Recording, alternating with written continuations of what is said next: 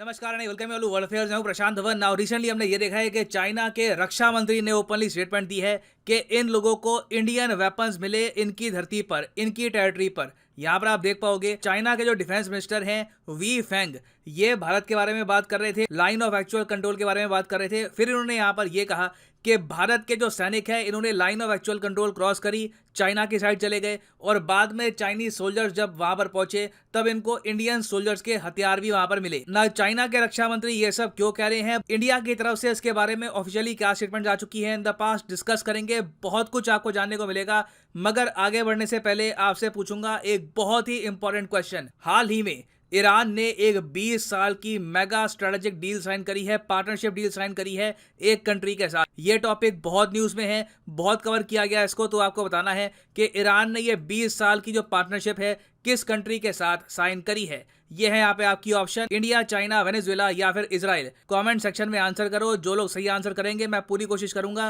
कि उनकी कमेंट को हार्ट दे दूं। बाकी जो सही आंसर है इसका ये मैं आपको वीडियो के एंड में दे दूंगा। नाउ चाइना का जो रक्षा मंत्रालय है रिसेंटली बहुत सारे अग्रेसिव स्टेटमेंट्स दे रहा है एक के बाद एक, स्पेशली ताइवान को लेकर। रिसेंटली मैंने ये देखा कि चाइना ने ऑफिशियली यूएस को धमकी दी ये कहकर कि हम लोग वॉर शुरू करने से हेजिटेट नहीं करेंगे, we won't hesitate to start a war over Taiwan. Taiwan इनके लिए बहुत ही इंपॉर्टेंट है और अगर कल को ताइवान खुद को यूएस के साथ, कुछ और कंट्रीज के साथ डिक्लेयर भी करता है एज एन इंडिपेंडेंट कंट्री तो चाइना इसका रिएक्शन करेगा मिलिटरीली। तो ये जो स्टेटमेंट्स थी इसकी वजह से चाइना काफी न्यूज में था। फिर हमने देखा कि चाइना के जो रक्षा मंत्री हैं ये गए सिंगापुर में। देखो जिस तरीके से हर साल आपको पता होगा भारत में होता है रायसीना डायलॉग, यहाँ पर मिलिट्री, जियोपॉलिटिक्स, इंटरनेशनल रिलेशंस, इस फील्ड के लोग आते हैं, अपने स्पीच देते हैं, आपस में बातचीत करते हैं। उसी तरीके से सिंगापुर में हर साल होता है शंग्रीला डायलॉग। एक्चुअली कहा जाता है कि इंडिया का जो रायसीना डायलॉग है ये शंग्रीला डायलॉग के मॉडल पर ही बेस्ड है। तो सिंगापुर की इस गैदरिंग में दुनिया भर के रक्षा मंत्री, विदेश मंत्री अपने देश की बात रखने के लिए यहाँ पर आते हैं और ये एक बहुत ही इंपॉर्टेंट इवेंट होता है जिसको दुनिया भर में फॉलो किया जाता है। तो चाइना के रक्षा मंत्री गए शंग्रीला डायलॉग में। यहाँ पर पहले बात करी साउथ चाइना सी के बारे में, ताइवान के बारे में, यूक्रेन के बारे में। फिर एक इंडियन जर्नलिस्ट ने इनसे सवाल पूछा। सवाल यहाँ पर यह था कि पीपल्स लिबरेशन आर्मी ने बार बार लाइन ऑफ एक्चुअल कंट्रोल को तोड़ के, जो भी यहाँ पे एग्रीमेंट्स हैं इनको तोड़कर इंडियन साइड को उकसाने की क्यों कोशिश करी, क्यों एक बार को इतनी कोशिश करी चाइना ने कि इंडिया चाइना के बीच में एक वॉर ही स्टार्ट हो जाए। तो इसके जवाब में चाइना के रक्षा मंत्री ने यह कहा कि देखो हम लोग आज के समय पूरी कोशिश कर रहे हैं कि भारत चीन के बीच में पीस हो जाए। 15 राउंड ऑफ बातचीत ऑलरेडी हो चुकी है, हम लोग कोशिश कर रहे हैं कि कुछ एक सोल्यूशन निकल जाए करंट डेडलॉक का। मगर इन्होंने यहाँ पर ऐड किया कि ऐसा नहीं है कि सिर्फ चाइना ही अग्रेसर है इस केस में।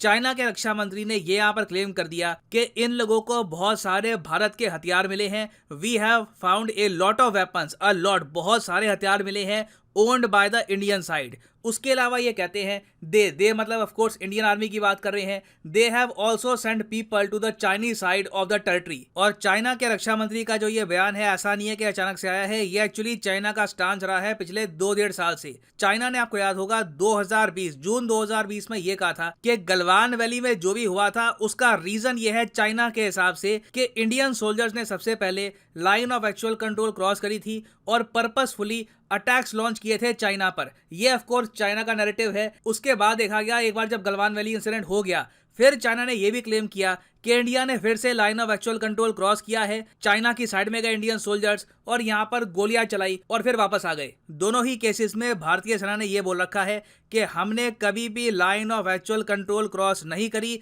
ना कभी इंडियन सोल्जर्स ने गोलियां चलाई है। इंडिया चाइना के बीच में जो एग्रीमेंट्स है 1993 के, 1997 के, जिसमें यह बात साफ साफ लिखी है कि बॉर्डर पे ट्रैंक्विलिटी मेंटेन की जाएगी, गोलियां हम बॉर्डर पर नहीं चलाएंगे। इन एग्रीमेंट्स को इंडिया ने प्रॉपर्ली फॉलो किया है। चाइना ने ऑफ कोर्स ये एग्रीमेंट काफी बार तोड़े हैं। तो जो चाइना के डिफेंस मिनिस्टर का क्लेम है कि इंडियन सोल्जर्स ने line of actual control cross करी थी और इंडियन जो वेपन्स है ये मिले हैं चाइनीज साइड को, मोस्ट प्रॉब्ली इसमें कोई ट्रुथ होगा नहीं, क्योंकि देखो इंडियन आर्मी का वर्जन यहाँ पर क्लियर है, we never cross the line of actual control. अब यहाँ पर आप कह सकते हैं प्रशांत सर आप ये सब क्यों कह रहे हो, आप क्यों यहाँ पे एक्सेप्ट नहीं करते कि हमने भी एग्रेशन दिखाया, अगर चाइना ने दिखाया तो हम भी यहाँ पर चले गए, आप ऐसे क्यों नहीं कहते। देखो मैं आपको एक बात बताता हूँ, जो एक नैरेटिव होता है गवर्नमेंट का या फिर आर्मी का फॉरेन अफेयर्स और मिलिट्री टाइज के इशू को लेकर, वहां पे एज सिटीजन्स आपको अपनी आर्मी का भरोसा करना चाहिए। This is the most important thing. जब इंडिया की तरफ से ब्रह्मोस मिसाइल गलती से लॉन्च हो गया था, पाकिस्तान को हिट किया, कई लोगों ने ये बोलना स्टार्ट कर दिया था कि इंडिया ने एक्चुअली ये सब जान के किया है, बस हम यहाँ पर बहाना लगा रहे हैं, गलती से हुआ था। ये सब करना ठीक नहीं है। फॉरेन पॉलिसी मिलिट्री के मामले में जो मिलिट्री कहेगी, जो आर्मी कहेगी, मैं एज एन इंडियन सिटीजन इसी बात का विश्वास करूंगा। तो पर्सनली आप अगर मुझसे पूछें तो मैं भारतीय सेना के नैरेटिव पे जाऊंगा, क्योंकि याद रखिएगा चाइना के जो डिफेंस मिनिस्टर हैं ये सब बातें ऐसे ही नहीं कह रहे कि इंडियन साइड ने line of actual control cross कर दी थी। आपको समझना होगा चाइना के रक्षा मंत्री की पोजीशन क्या है और चाइना ये सब क्यों कर रहा है।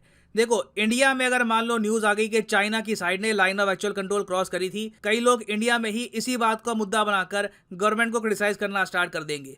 चाइना में ऐसा कुछ केस है नहीं, चाइना में सरकार की आलोचना कोई करने नहीं वाला, तो ये आराम से उल्टी सीधी चीजें कुछ भी बोल देंगे कि इंडियन सोल्जर्स ने ये बॉर्डर क्रॉस करी थी, इंडियन सोल्जर्स हमारी साइड में आए थे। ये चाइना अपने आप क्लेम कर सकता है। और फिर देखो इंटरनेशनल कम्युनिटी के सामने, क्योंकि याद रखिएगा यहाँ पर चाइना के विदेश मंत्री बीजिंग में नहीं बैठे थे, ये थे शंग्रीला डायलॉग में। यहाँ पर इंटरनेशनल जर्नलिस्ट मौजूद होते हैं, वर्ल्ड मीडिया था यहाँ पर। तो यहाँ पर ये चाइना को एज एन अग्रेसर दिखाना नहीं चाहते थे। चाइना जैसी कंट्रीज काफी बार अग्रेशन की जो जिम्मेदारी है ये डाल देती है दूसरी कंट्री पर। आपको याद होगा 1962 वॉर से भी पहले चाइना ने ये बोलना स्टार्ट कर दिया था कि इंडियन साइड का जो एग्रेशन है, जो फॉरवर्ड मूवमेंट है, उसकी वजह से ये वॉर स्टार्ट हुई है। तो चाइना के रक्षा मंत्री का जो बयान है ये लोग बहुत सोच समझ के दे रहे हैं। ये इंटरनेशनली दिखाना चाहते हैं कि ये कॉन्फ्लिक्ट चाइना ने स्टार्ट नहीं करी थी। हाँ, इस वक्त बिल्कुल दोनों साइड के सोल्जर्स आमने सामने खड़े हैं। तो सरप्राइज मत होइएगा अगर भविष्य में भी चाइना कुछ ऐसी स्टोरी प्लान कर देता है कि इंडियन सोल्जर हमारी साइड आ गए या फिर कुछ गोली चलाई गई और उसके रिस्पॉन्स में हमें कुछ करना पड़ेगा। तो एज रिस्पॉन्सिबल सिटीजन चाइना के नैरेटिव को सपोर्ट मत कभी करना स्टार्ट कर देना खुशियां मनाने के लिए कि देखो हमने जवाब दे दिया, हमने जवाब दे दिया। यहाँ पे एज सिटीजन्स ऑफ इंडिया आपसे भी बहुत ज़्यादा मैच्योरिटी एक्सपेक्ट की जाती है। ठीक है, खैर वापस आते हैं अपने प्रश्न की तरफ। मैंने क्वेश्चन आपसे ये पूछा था कि ईरान ने रिसेंटली 20 साल का जो स्ट्रेटेजिक पार्टनरशिप है, इसका एग्रीमेंट किस कंट्री के साथ साइन किया है। तो सही उत्तर इसका है ऑप्शन सी, वेनेजुएला। यहाँ पर आप देख पाओगे दोनों कंट्रीज ने कहा है कि ये दोनों अमेरिकन सैंक्शंस के शिकार हैं और दोनों अब मिलकर कॉपरेशन करेंगे। 20 साल की कॉपरेशन डील साइन करी है वेनेजुएला और ईरान ने। याद रखिएगा, it is very much in news. And finally यहाँ पर मैं ये भी ऐड कर दूं कि आप अगर किसी भी एग्जाम की तैयारी कर रहे हैं, चाहे IIT, JEE, NEET, bank, SSC, UPSC, आप परचेज कर सकते हैं अकेडमी के क्वालिटी कोर्सेज। सिंपली जाओ कमेंट सेक्शन में, यहाँ पे आपको मिलेगा link. For example let's say आप प्रिपेयर कर रहे हैं फॉर UPSC, क्लिक करिए UPSC पर और यहाँ पे आप परचेज कर पाएंगे अकेडमी का यूनिक कोर्स जिसमें आपको हैवी सेविंग होती है अगर आप यूज करते हैं प्रोमो कोड PD10। मान लीजिए अगर आपके पास अभी है 1-2 साल का टाइम, आराम से आप 2024-25 में UPSC का अटेम्प्ट देना चाहते हैं, तो जो 24 महीने का कोर्स है ये आप कर सकते हैं परचेज। मगर जो प्राइसेस यहाँ पर लिखे हैं ये पे करने की आवश्यकता नहीं है। सिंपली यहाँ पे अगर आप कोड यूज करते हो PD10 तो प्राइसेस गिरने यहाँ पर स्टार्ट हो जाएंगे। The prices will just start falling. So use the code PD10 and save money. So इसी नोट के साथ ये है वीडियो का अंत। Thank you for listening and as always God bless you all.